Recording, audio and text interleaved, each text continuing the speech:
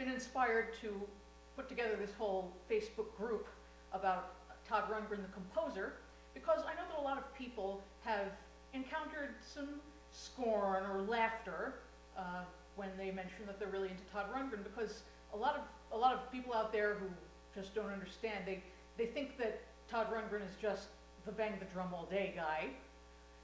So you know, how could you be so passionately into that?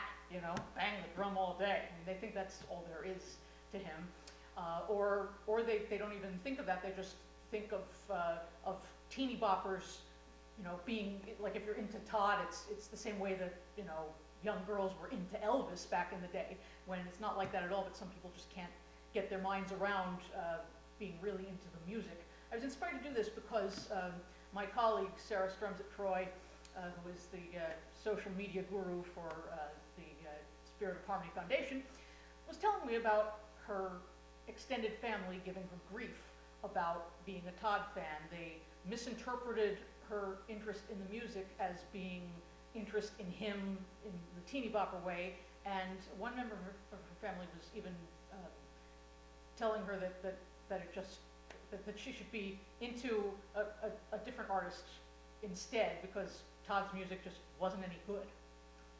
Well, I am a trained music theorist and composer.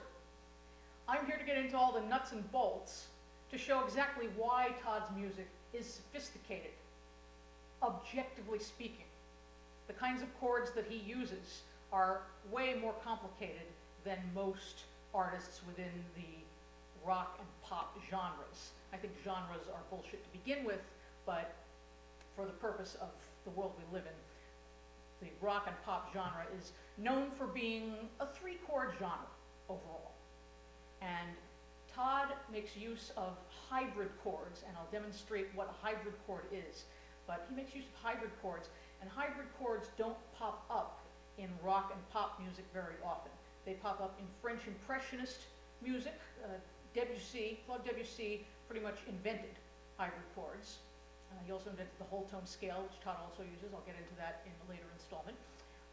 But Claude Debussy, Maurice Ravel, you see composers like that, and sometimes some of the Russian composers, like Prokofiev and Rimsky-Korsakov, you see them using some compound chords, Stravinsky sometimes.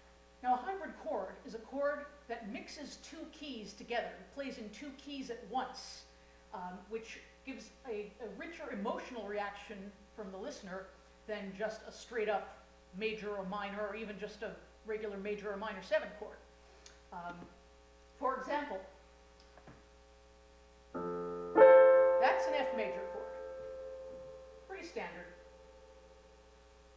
And that is an F major 7 chord. Also pretty standard. You know, I've heard some people say that, well, Todd's sophisticated because he uses 7ths. Well, yes, he uses 7ths, but so does Barry Manilow. It doesn't make him sophisticated. 7ths are pretty standard repertoire within the rock and pop genre. What a hybrid chord is where you have, say, an F in the bass, but instead of having this very easy digestible F major in the treble, oh, all of a sudden you have an E flat major in the treble. And the way that's written out would be E flat slash F. The slash in this case does not mean and or. That's not what it means in music. The slash means that what comes before the slash is what's in the right hand or the treble, and what comes after the slash is in the bass. So these chords are sometimes colloquially referred to as slash chords. So that's a completely different sonic world that we get into when we have these 2 keys playing at once.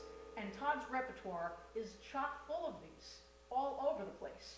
Even in Hello, It's Me, his best known, arguably best known, I don't know which one's better known, that or Bang the Drum, which doesn't have sophisticated chords, or Hello, It's Me. But Hello, It's Me does have some of these sophisticated hybrid chords.